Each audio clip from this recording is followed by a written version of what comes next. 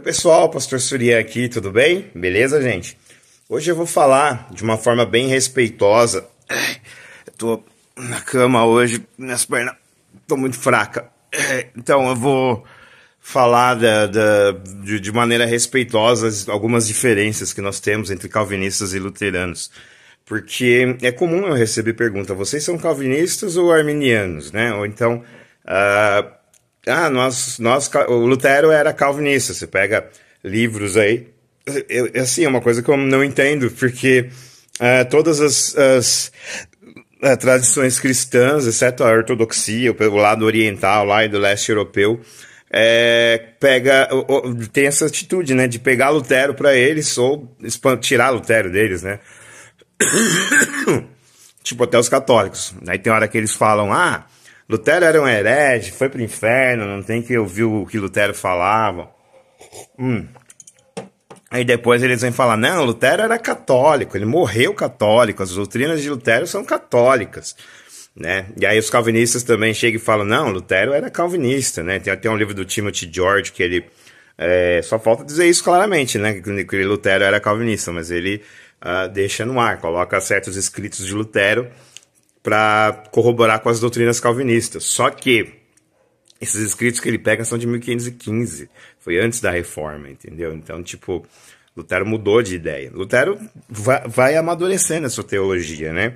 A Reforma Luterana, ela não foi feita por Lutero, né? A gente acredita que Deus abençoou, mas Lutero tinha uma equipe junto com ele, né? Tinha Melanchthon, tinha Karlstadt, o Karlstadt depois virou o cabeção e foi para a ala zwingliana, né? Então, assim, era uma equipe, né? E Lutero teve seus erros também, né? Que nem quando ele escreveu lá sobre os judeus, ele não deveria ter feito aquilo, né? Não questão de escrever, mas ter aqueles maus sentimentos pelos judeus, né? É que ele viu que os judeus chamavam Jesus de bastardo e Maria de prostituta. Quando ele viu isso, ele ficou muito irritado e soltou os cachorros pra cima deles. Mas antes dele morrer, eu tenho aqui o sermão, né? Tá lá no meu blog. Se vocês quiserem ir lá no meu blog, tá lá o sermão.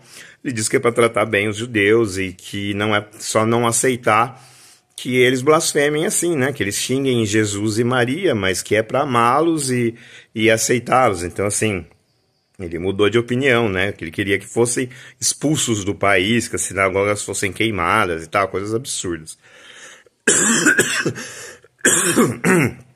Hoje a gente chamaria de antissemitismo, mas a questão, tipo, nazista lá, o Hitler e tal, ele era por questão de raça, né? Ele acreditava que os seres humanos têm diferentes raças, né? Aí os negros eram de uma raça, os judeus eram de outra raça, uma raça inferior que deveria ser exterminada. Lutero não tinha essa questão de raça.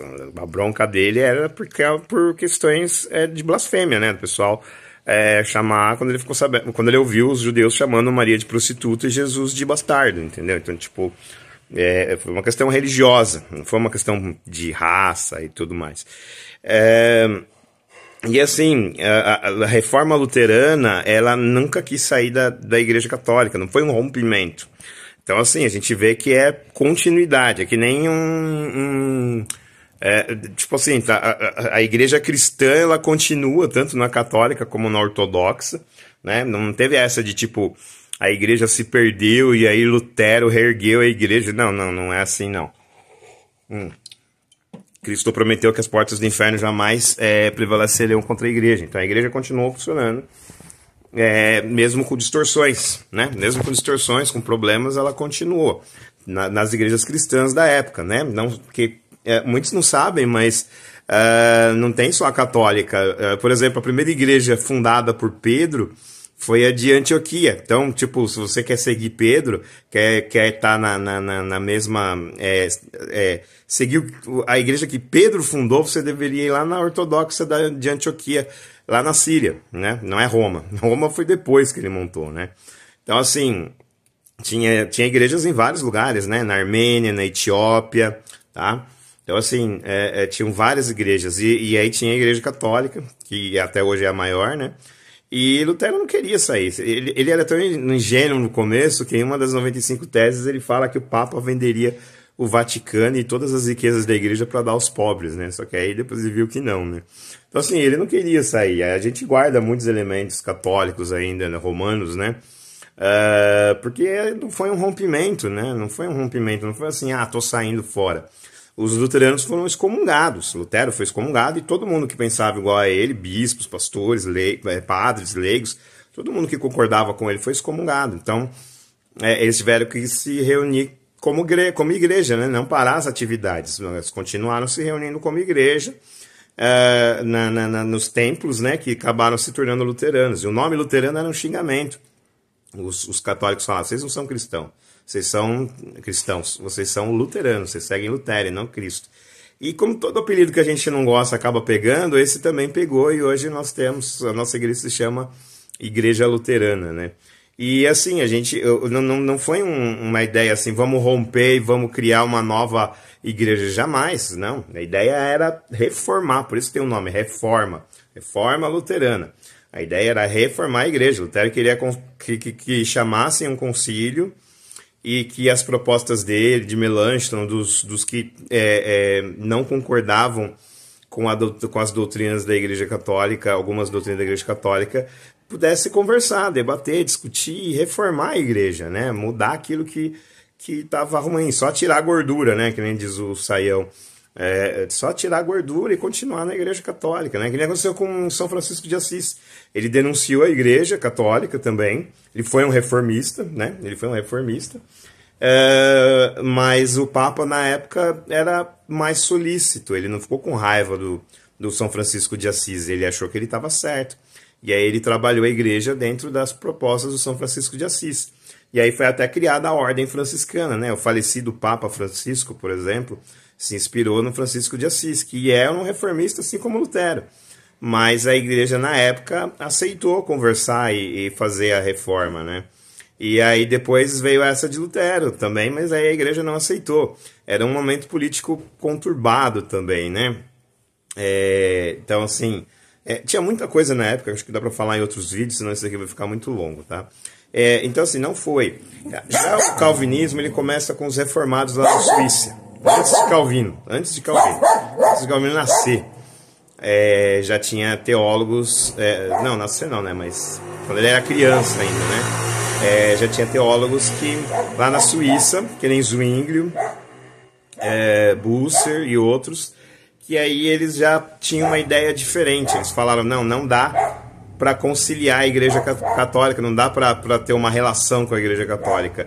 Eles estão perdidos e a gente tem que reiniciar. Nós vamos fazer uma reforma, mas uma reforma separada da Igreja. Nós vamos pegar aquilo da doutrina católica que nós acreditamos que não é bíblico, vamos alterar, mas nós vamos formar uma nova igreja, que foi a Igreja Reformada, né? Ali em Zurique, na Suíça. E aí, os teólogos reformados, eles se inspiraram em Lutero, né? Porque Lutero foi ousado em denunciar práticas ruins e também reavaliar as doutrinas pela Bíblia. Os meus cachorros estão latindo, né? Reavaliar. Então, assim, eles concordaram com Lutero de que a palavra final sobre doutrina não é o magistério da igreja, não é humana, mas é a Bíblia, a palavra de Deus. Então eles aceitaram o nosso sola escritura. Somente a escritura pode dar a palavra final sobre doutrina. Tem que chegar perto por causa dos cachorros que eles estão latindo. Somente a Bíblia dá a palavra final. Então, assim, na igreja, até hoje, você tem a Bíblia, mas vale o magistério e o papado, o Papa vale mais. Então, se tiver alguma doutrina que está em conflito com a Bíblia, isso vai ser decidido se a doutrina permanece ou não pelo magistério e pelo Papa. Não é a Bíblia que decide, entendeu? Então, isso que Lutero queria reformar. Vamos voltar para as Escrituras, vamos usar as Escrituras para fechar doutrinas, né?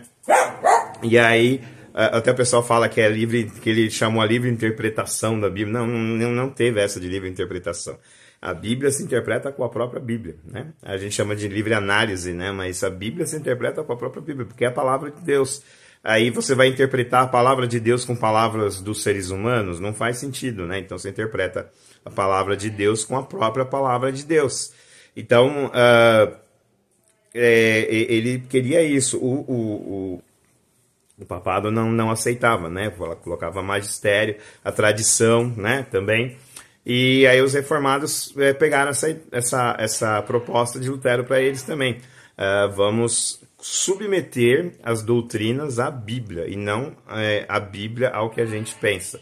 A palavra final vai ser da Bíblia e não nossa, né? Não no magistério e tudo mais. Então, assim, aí tentaram unir a igreja reformada com a igreja luterana, fizeram um colóquio lá em Heidelberg, eu acho que foi Heidelberg. E aí tava lá Zwingli, Lutero, Bucer, e aí eles fizeram uma conversa lá, e na maioria dos artigos eles combinaram, né? Falaram que tá tudo certo, a gente pensa similar, não igual, mas similar.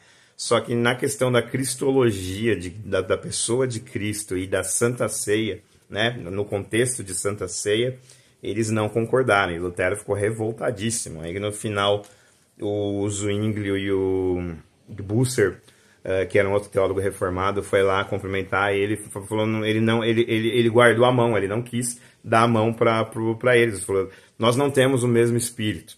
Ele não estava falando do Espírito Santo, né? Espírito também, principalmente lá na Alemanha, não sei nada de alemão, sei nada.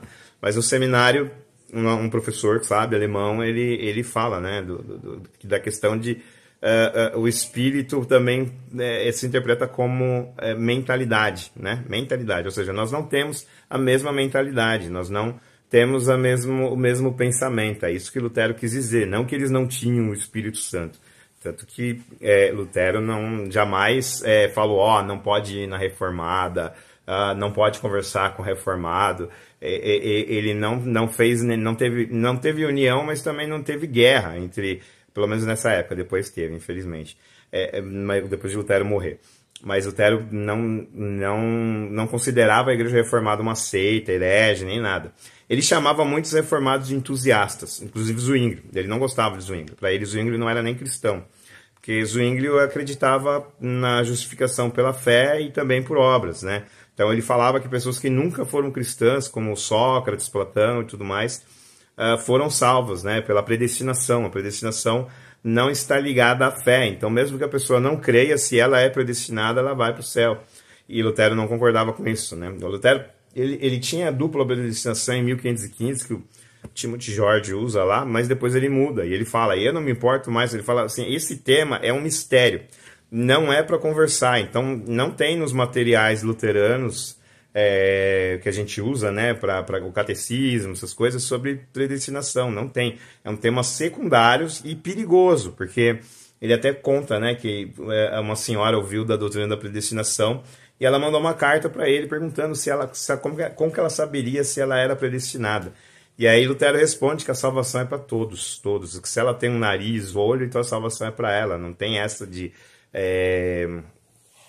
ter medo da predestinação. A predestinação é um consolo, porque se você crê em Cristo, essa fé foi dada por Cristo. Cristo tomou a iniciativa e deu a fé para você.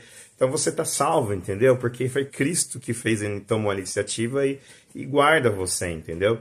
Então ele explicou isso para ela. Ele falou, não fale sobre predestinação, esquece esse assunto. Era essa a orientação que ele dava para a maioria das pessoas na época da reforma ali, quando o pessoal começava a falar de predestinação, né? Então aí a gente já vê a primeira diferença com o calvinismo. Com o calvinismo a predestinação é um assunto fundamental. Fundamental. Eu lembro até que eu vi um pastor da presbiteriana falando que a predestinação é cor ecclesia, ou seja, é o coração da igreja. Tudo gira em torno da predestinação. Eu sei que nem todo calvinista pensa igual a ele, né? Mas eu sei que tem muitos que pensam também igual a ele. Então a gente já tem essa diferença. A predestinação é fundamental para os reformados e para nós é um assunto secundário. Não precisa, se você nunca na vida pensar ou falar em predestinação, não vai fazer falta, entendeu? Então, Lutero continua acreditando na predestinação, mas como sendo um mistério, né? Então, ele acreditava que eleito podia perder a salvação e que não eleitos podiam começar a ser eleitos, né? Ser salvo. E como é que ele explicava isso? Ele não explicava, né? Ele está lá no debate do Erasmo, ele apresenta o que a Bíblia se interpreta com a própria Bíblia, né? Então ele usa a Bíblia para interpretar a própria Bíblia sobre essa questão do livre-arbítrio, dizendo que nós não temos livre-arbítrio diante de Deus. E ele afirma a predestinação só para a salvação. A condenação é a pessoa que vai para o inferno com suas próprias pernas, não é Deus. Deus não predestinou ninguém para ir para o inferno. E assim, a gente não aí ele fala, né, para Erasmo que isso é um mistério de Deus, a gente não pode especular sobre isso, porque só vai trazer confusão. A gente, quando lê na Bíblia sobre eleição ou predestinação, é para a gente ter um consolo de que a iniciativa foi de Deus. Deus tomou a iniciativa. Ele que veio até nós. Não fomos nós que fomos até ele. Ele que veio até nós. Então, porque ele nos predestinou. Só que aí tem a justificação objetiva e a subjetiva, que é um outro ponto que também eu vou falar em outro vídeo. Então foi assim, Lutero, você teve essas diferenças, né? E para Lutero essas diferenças eram muito graves, né? Ele não condenou os reformados como seitas, como hereges e tal, mas ele dava ele não ficava falando dos reformados, né? Ele deixava para lá. Cada um pensa do que foi. Ele reconhecia como sendo o cristianismo, né? Mas a ideia dos reformados já foi o rompimento, né? Eles não queriam reformar a Igreja Católica. Eles criaram a Igreja Reformada, revisando as doutrinas que eles achavam que não eram bíblicas, né? Doutrinas e costumes, né? Que eles achavam que não eram bíblicas. Então aí a gente vê outra diferença. Por exemplo, na Igreja Luterana, nas igrejas luteranas, a gente costuma ter templos com, muitas vezes com imagens, né? Tem alguns que não têm imagens, mas tem alguns que têm imagens. O pastor se veste de alba, de estola, igual os católicos fazem e ortodoxos, igual a maioria da cristandade faz. Então a gente se veste, a pessoa olha e fala, nossa, aqui é uma igreja católica? Não, uma igreja luterana. Nós somos do século XVI, então a gente não modernizou, né? A gente não coloca parede preta, luz, não, a gente segue aquilo de sempre, não do século XVI, mas do que a cristandade sempre seguiu, porque a gente é uma continuidade, que não falei, não teve um rompimento com qualquer igreja católica, ortodoxa ou qualquer coisa, não teve envolvimento. Inclusive, Lutero até elogiava muito os ortodoxos etíopes, e ele queria muito que eles tivessem comunhão, né? A igreja luterana e a igreja ortodoxa etíope. Então, assim, em nenhum momento os luteranos falaram, estamos saindo. Não foi. Foi o Papa que chegou para ele e falou, vocês estão fora. Então, é uma continuidade. A gente é uma continuidade do século I, desde Jesus. A gente é continuidade do cristianismo. A gente mantém a continuidade, né? Porque a gente segue a doutrina dos apóstolos, né? Então, e aí você tem essa diferença. Já os reformados, eles tiveram esse rompimento. Então, eles mudaram muito mais coisas do que os luteranos. Por exemplo, o culto luterano, a gente é basicamente parecido com a missa, né? Até a Igreja Católica, no Vaticano II, pegou coisas do nosso culto luterano e colocou na missa, né? Que é parecido. Então, a gente... aí você vê a diferença. Os reformados, por exemplo, o pastor não usa paramento, o máximo que ele usa é uma toga, que é uma coisa mais acadêmica, né? Para mostrar que ele está ensinando a palavra de Deus. Também a Bíblia, a pregação da Bíblia é a parte mais importante do culto para os reformados. E eles reconfiguraram o templo, eles colocaram o púlpito para pregar a Bíblia no meio. E a mesa da Santa Ceia é ou na frente do púlpito ou atrás do púlpito, né? Hoje em dia, muitas igrejas reformadas nem tem a mesa da Santa Ceia, porque a Santa Ceia se tornou secundária para os reformados na época. Eu sei que tem hoje reformados que colocam ela como primária, mas ali na época, no século XVI, e talvez a maioria hoje também, coloca a Santa Ceia como algo secundário. O principal é a pregação da palavra. Para nós, não. A Santa Ceia é o principal. E não é que a palavra é inferior, ela é a mesma, ela tem o mesmo valor que a Santa Ceia. Tanto palavra, quanto a Santa Ceia, quanto o batismo. Porque são meios da graça. Nós somos salvos pela palavra, pela Santa Ceia e pelo batismo. Então, elas têm igual importância. Igual importância. Então, a gente coloca a mesa da Santa Ceia no meio e o púlpito vai ao lado, porque na mesa da Santa Ceia estão as hóstias e o vinho, está a Bíblia lá aberta e as velas representando as duas naturezas de Cristo. Então, ali você já está mostrando Cristo ali. Então, no púlpito não, no púlpito é o pregador que aparece, não é Cristo. Então, a mesa fica no centro, para que as pessoas pensem em Cristo. E o pregador é irrelevante, ele tá fazendo a palavra, pregando a palavra de Deus. É irrelevante que eu falo no sentido de se comparado a Cristo, né? A mesa, a presença real de Cristo na Santa Ceia e tudo mais. Então, diante disso, o pregador é irrelevante, né? Mas ele precisa estudar e pregar a palavra, né? Então, a gente prega a palavra de Deus, só que no lado, porque a ideia é que as pessoas pensem em Cristo, né? Não... E a gente usa paramento, tipo, eu tenho brincos e tenho tatuagens, né? Tenho um monte de tatuagem. E aí, quando eu vou fazer culto, eu tiro o brinco e o paramento esconde minhas tatuagens.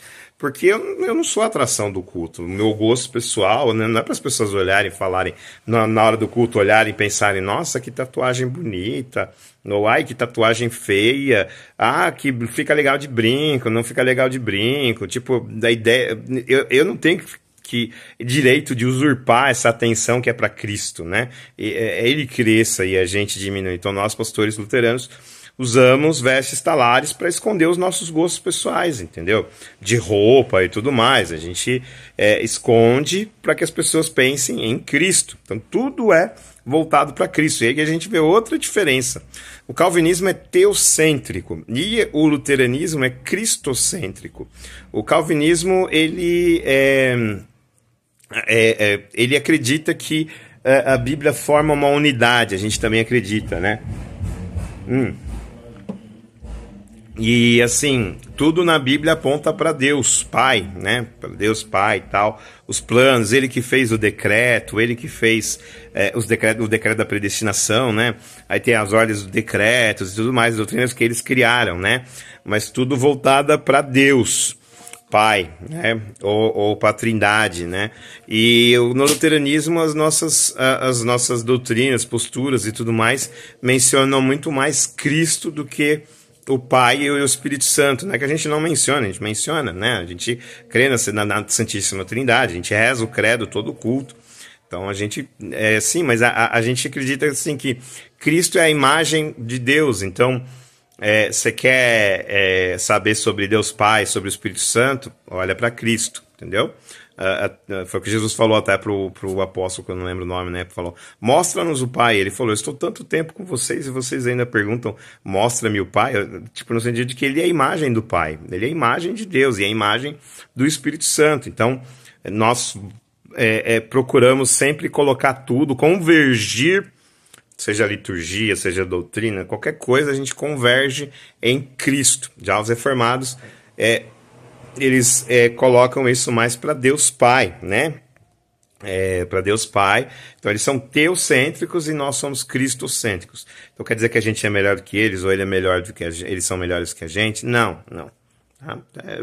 Deus Pai é Deus, Jesus é Deus, o Espírito Santo é Deus e eles formam uma unidade. Eles não têm, como é que eu posso dizer, conflito entre eles, não tem conflito nenhum, eles vivem em harmonia. Então, se você orar ao Espírito Santo, Jesus e o Pai também estão juntos ouvindo a sua oração, entendeu? Então, eles estão sempre juntos, sempre juntos. Então, assim, o calvinismo é teocêntrico, mas ele acaba sendo cristocêntrico e Espírito Santo-cêntrico também, porque é uma trindade, né? Nós somos cristocêntricos, nós priorizamos falar sobre Jesus, porque é a revelação, mas acabamos sendo também teocêntricos e Espírito Santo-cêntricos, porque é uma trindade, eles estão em união, né? Então, assim, mas a gente prefere, como Jesus, o Pai, a gente não tem nenhum conhecimento, a gente tem conhecimento, mas a gente não tem tanto conhecimento sobre o Pai, né? Até a Bíblia fala que ninguém jamais viu o Pai.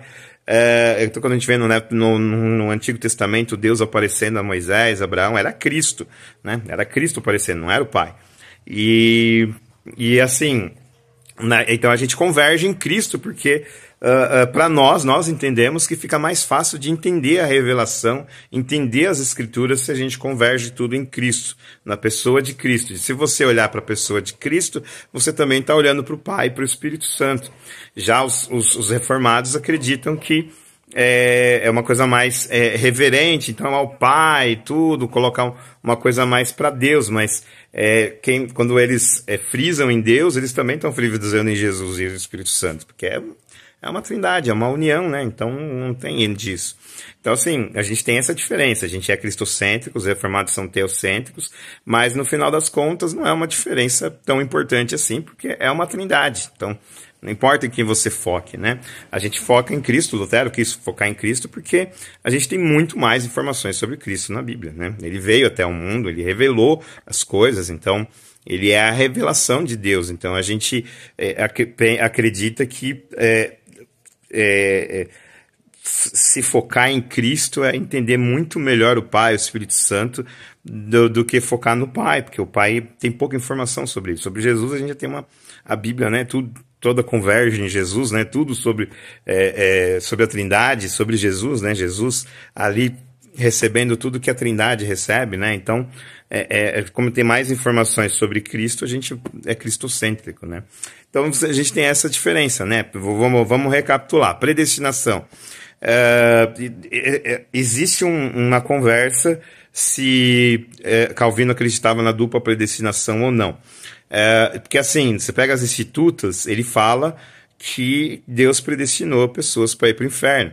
Mas aí você pega comentários bíblicos dele, que nem o comentário de Ezequiel 18, você que é luterano, ou calvinista, ou arminiano, cara, vai lá, lê o comentário de Calvino, Ezequiel 18, é maravilhoso, cara, maravilhoso. O cara ali acerta, assim, total, né? E aí, por exemplo, nesse comentário, ele já nega a dupla predestinação, né? Ele fala que Deus quer salvar todo mundo, né? E quem não vai ser salvo é porque rejeitou Cristo.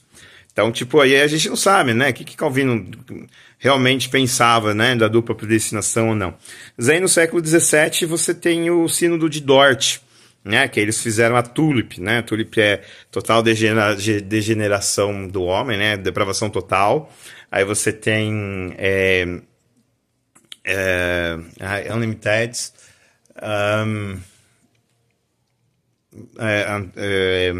graça incondicional, né, conditional election, você tem expiação limitada, você tem a graça irresistível e você tem a perseverança dos crentes, né, que forma a TULIP.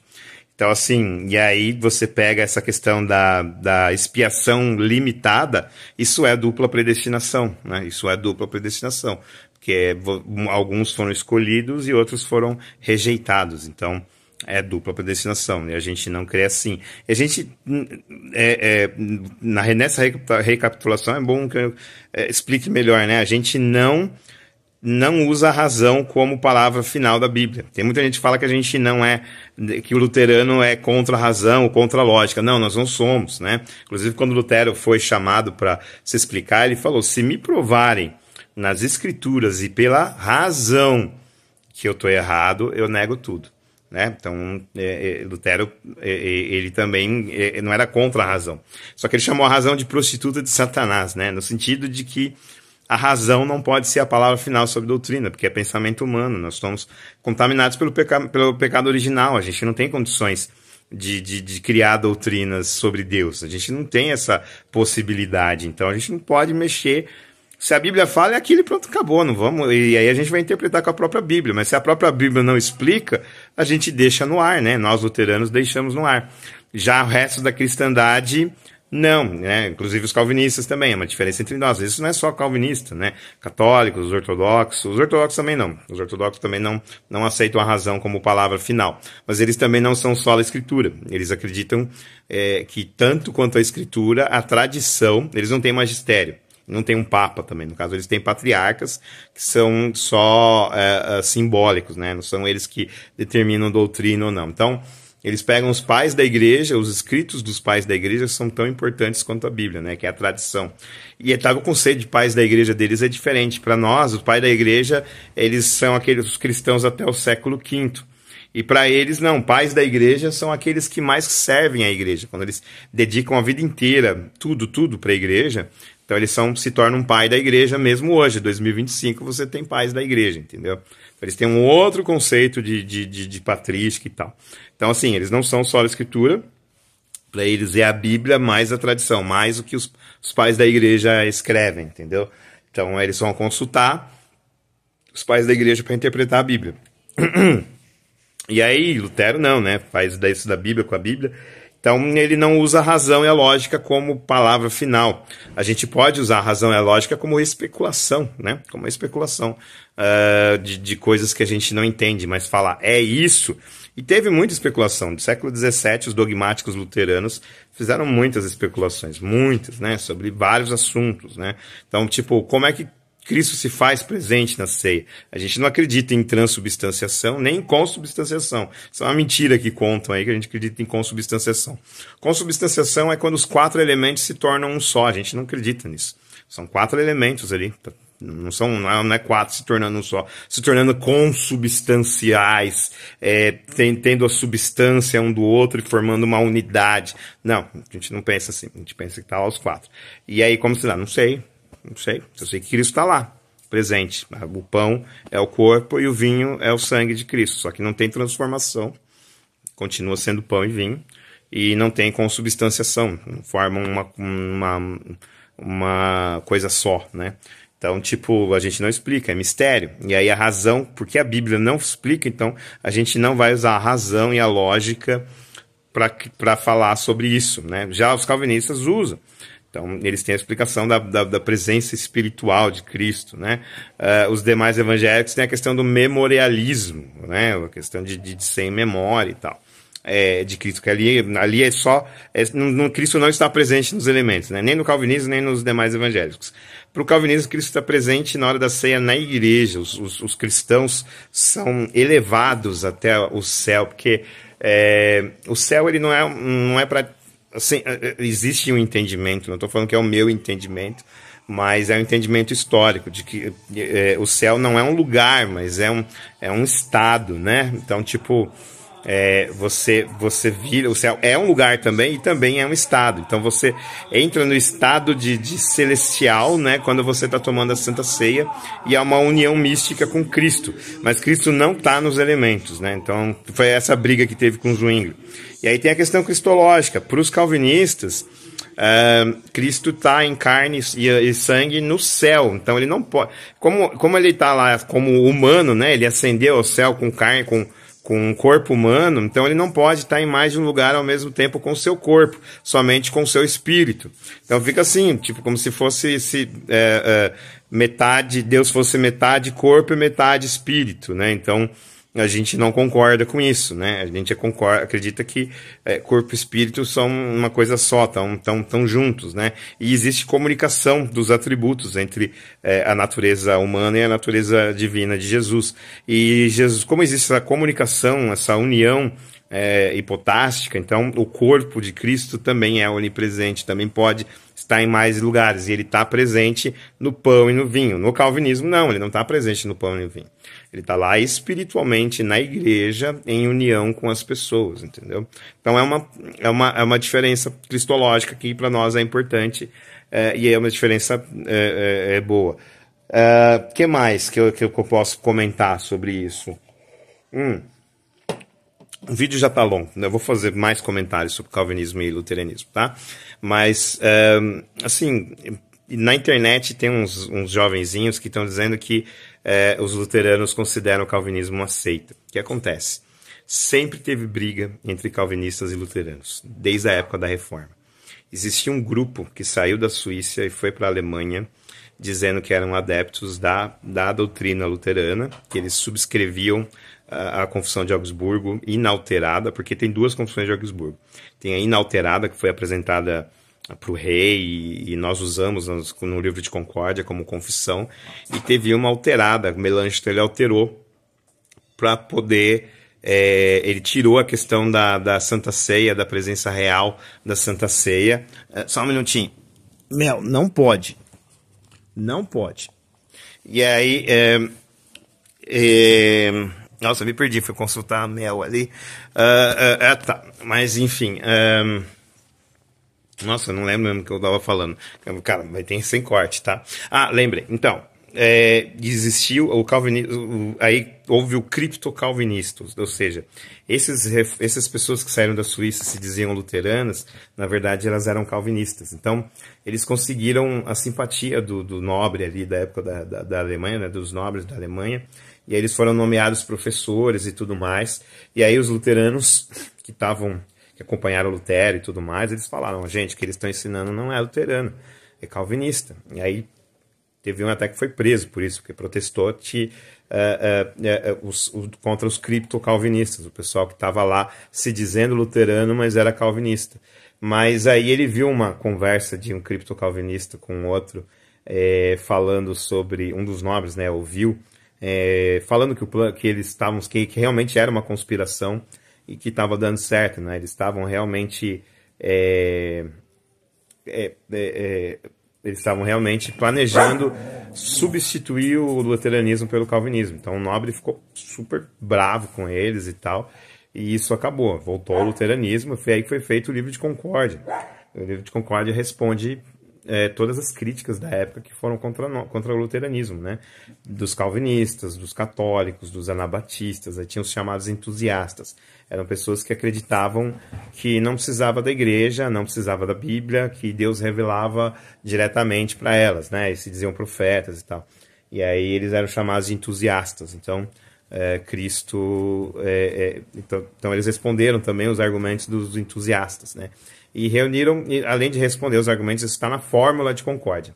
Já antes você tem os catecismos, né? O menor e o maior. O menor para a instrução daqueles que estão, dos adolescentes que vão confirmar na igreja luterana, e também dos adultos que vêm para a igreja luterana, e o maior para pastores, né? Para pastores, porque na época tinha poucos pastores e tal, e aí o Lutero fez um catecismo maior para unificar o pensamento dos pastores, porque estava tendo muita confusão, né? Estava tendo muita confusão, então ele escreveu esse catecismo. Mas lembrem sempre que Lutero trabalhava em equipe, então ele tinha auxílio, não foi feito a uma mão só, não saiu da cabeça dele, né? Ele tinha uma equipe que ajudava ele, então foi feito esse catecismo maior. E aí você tem a confissão de Augsburgo, que a gente confessa aquilo que a gente crê. E aí tem a apologia da confissão, que é sobre que explica a confissão de Augsburgo, né? Deixa tudo explicadinho. E aí você tem os credos ecumênicos, né? A gente começa o livro de concórdia com os credos ecumênicos, para mostrar que a gente é uma continuidade, a gente crê nos credos ecumênicos dos primeiros séculos, a gente não mudou nada, a gente só queria tirar a gordura, né, e tal. E aí a gente mantém os credos e tudo mais, né? E aí você tem também um outro escrito de Melanchthon, que é o Tratado sobre o Poder e o Primado do Papa, falando dos abusos da igreja, né? Então, tipo, cara, e tem muito abuso da época que muitas igrejas evangélicas hoje fazem, abusos que o papado fazia na época, né? Então, assim, o Livro de Concórdia fechou a doutrina luterana. Então, nos séculos XVI e XVII, o Livro de Concórdia era o testemunho de todos os luteranos, né? De todos os luteranos. Só que aí se espalhou, né? Por exemplo, na Escandinávia, eu acho que só a Finlândia adotou o Livro de Concórdia.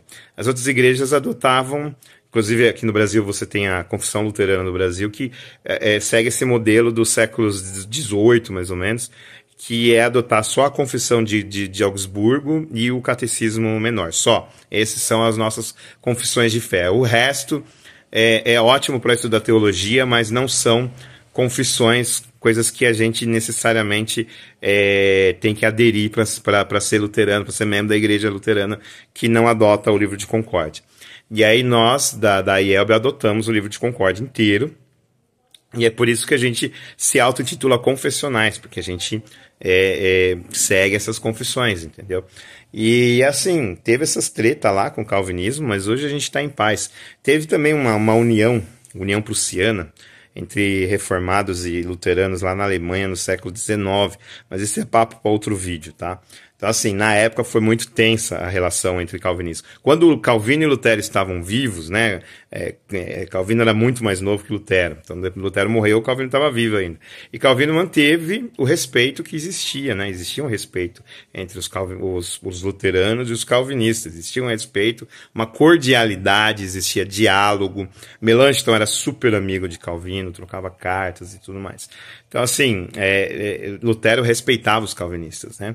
E aí esses jovenzinhos dessas páginas não respeitam os calvinistas. Então, eles não estão agindo de acordo com o que a gente acredita. A gente acredita que respeitar. A gente não concorda, mas a gente respeita.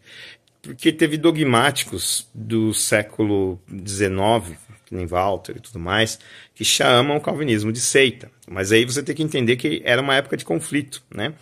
Os calvinistas atacavam muito os luteranos. Até hoje, muitos calvinistas ainda atacam. A gente diz que a reforma luterana foi incompleta. Ela foi só o começo e os calvinistas aperfeiçoaram e terminaram a reforma.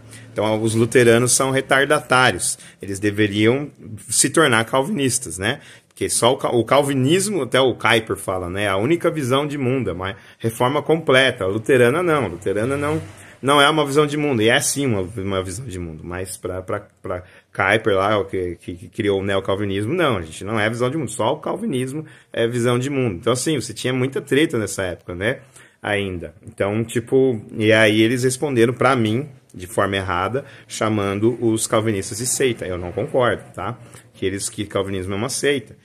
Tem problemas? Tem muitos problemas, mas, tipo, a gente tem um bom relacionamento com a Igreja Católica. E esses jovenzinhos, por exemplo, eles da internet, eles exaltam muito a Igreja Católica. E a Igreja Católica também tem um monte de problemas, entendeu? Porque se a gente aceita o católico, por que não vai aceitar o calvinista, né?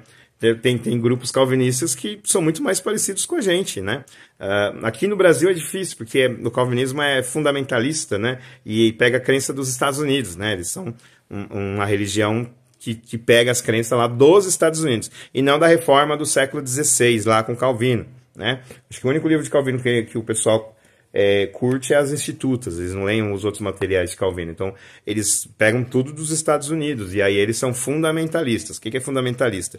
É quando eu acho que a minha regra tem que ser adotada, não importa se a pessoa gosta ou não, tem que ser quando eu quero impor a minha regra, né? E aí os calvinistas têm essa. Hoje em dia é mais sobre política, né? Eles não estão mexendo tanto com teologia, mas era um problema, né? E na época do Walter, do Miller, dos dogmáticos do século XIX, do começo do século XX, era muito tensa a relação entre calvinistas e luteranos. Então eles reagiram. Para mim, tinha que ter pagado o mal com o bem, tinha que ter, não era para chamar de seita, né? Você pode discordar de mim, isso não é... Os dogmáticos não são palavra de Deus, a Bíblia é a palavra de Deus, né? Então, a gente pode discordar dos dogmáticos, aí se você quiser... Agora, se você discorda de mim também, aí não pode, né? Porque eu sou inspirado, não, tô brincando.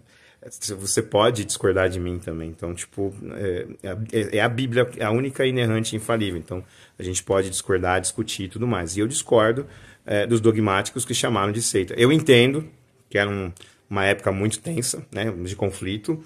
Então, tipo, esses dias mesmo eu chamei o Bola de Neve de seita, porque eu tava muito bravo com algumas coisas que eu vi do Bola de Neve. Minha esposa foi do Bola de Neve.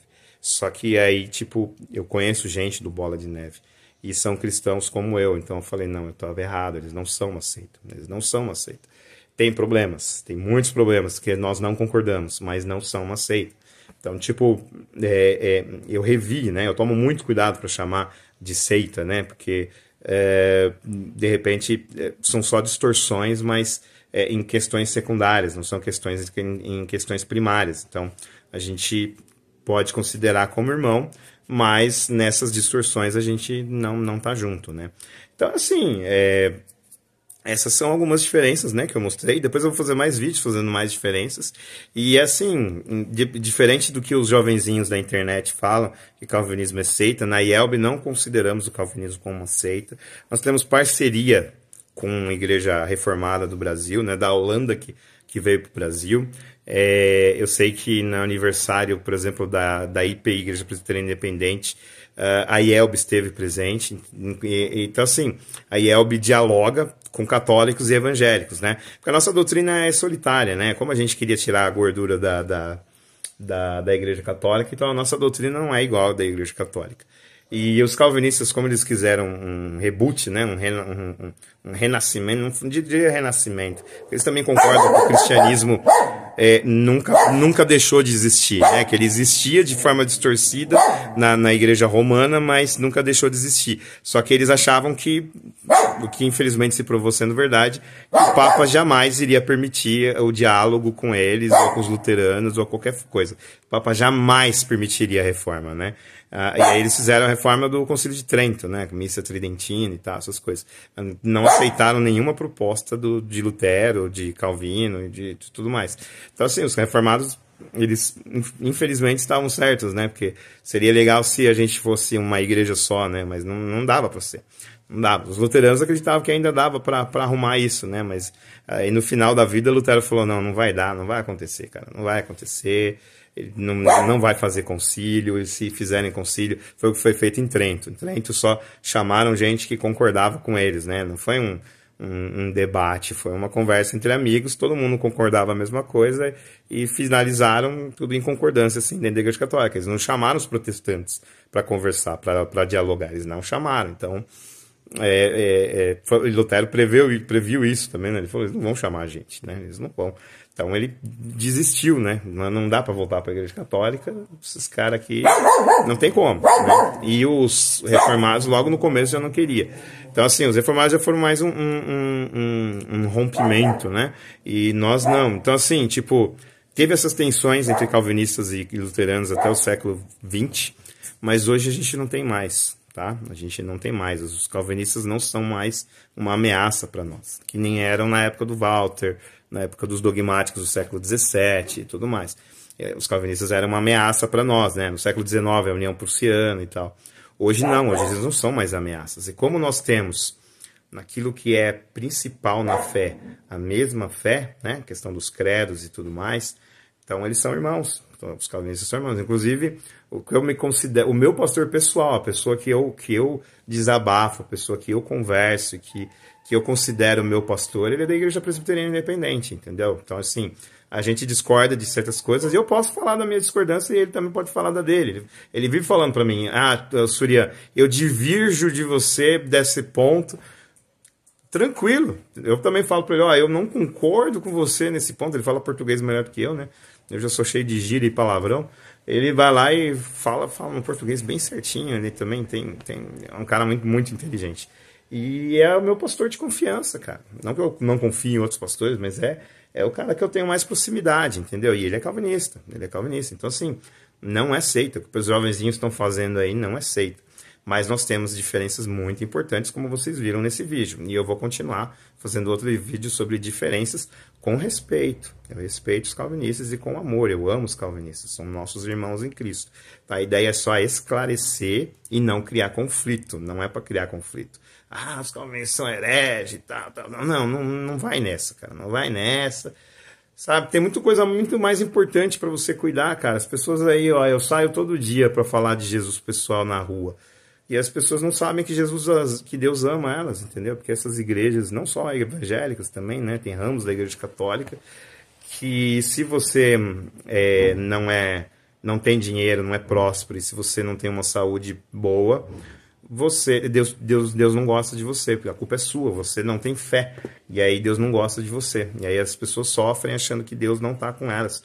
São milhões de pessoas sofrendo, tá? E aí eu faço... Todo dia eu tô na rua, das 6 da manhã ao meio-dia, e a maioria das pessoas não sabem que Deus as ama por causa dessas igrejas aí. Então, tipo, isso é mais importante do que ficar discutindo se calvinismo é seita ou não. É a salvação dessas pessoas. Elas querem Jesus, mas elas não sabem que Jesus já está com elas, que Jesus já ama elas, que Deus ama elas. Elas não sabem, cara. As pessoas não sabem. Então, pra que ficar na internet discutindo quem é mais bonito, se é calvinista ou luterano, se tem tanta gente se perdendo aí no mundo, né? Então, tem coisas mais importantes, entendeu? A sua família, como é que você trata a sua família? Você na internet você com a sua família é tão grosseiro e arrogante quanto você é na internet. Então, você tem que consertar isso, né? Deixar de ser grosseiro e arrogante, tanto com a sua família quanto na internet, né? Começar a ser mais humilde. Então, assim, tem muito mais coisas pra gente pensar do que se calvinismo é seita ou não, entendeu? Eu não acredito que seja, não, para mim não é seita. E a IELB não tem uma posição dizendo calvinistas não são seita. Mas a IELB tem diálogo com as igrejas calvinistas, inclusive tem parceria de ajuda, apoia a Igreja Reformada do Brasil. Então, tipo, isso mostra que a IELB também não considera o calvinismo uma seita. Tá? Então, assim, a gente crê diferente, tem muitas diferentes, mas somos irmãos em Cristo, tá bom? Gente, Deus abençoe vocês, desculpa pelo vídeo longo, né? Mas aí depois a gente vai trabalhar mais detalhes sobre isso. Fiquem com Deus. Ah, e se você quiser ajudar meu trabalho no canal, o projeto DLC é da IELB, tá? Então, tipo, se vocês quiserem ajudar a oferta em uma igreja luterana, né? Aí vocês ofertando na igreja luterana, isso vai ser redirecionado não só para o DLC, mas para um monte de projetos da IELB. Oferta na igreja luterana da IELB, que aí você ajuda. Agora, se você quiser me ajudar em relação ao canal, né? Estou gravando aqui com o celular, para eu poder melhorar a qualidade das coisas, para eu poder editar os vídeos, né? Porque agora tá tudo sem edição e tudo. Se você quiser isso, aí eu peço a sua ajuda, tá? Isso é minha ajuda com o canal. Ou você gostou do meu trabalho, poxa, o trabalho dele é legal, então eu vou dar um presente para ele. Aí você me manda, sei lá, R$5, tá? R$5 para mim já vai ser uma bênção muito grande, cara, muito grande. Então, como um ato de bondade comigo, né? Como um ato de bondade, porque você gostou e tal. No Pix, eu vou deixar o Pix na descrição, tá? Para apoiar meu canal, tá bom? E o DLC apoia a Igreja Luterana, a Igreja Evangélica Luterana do Brasil, que eles que são os responsáveis, né?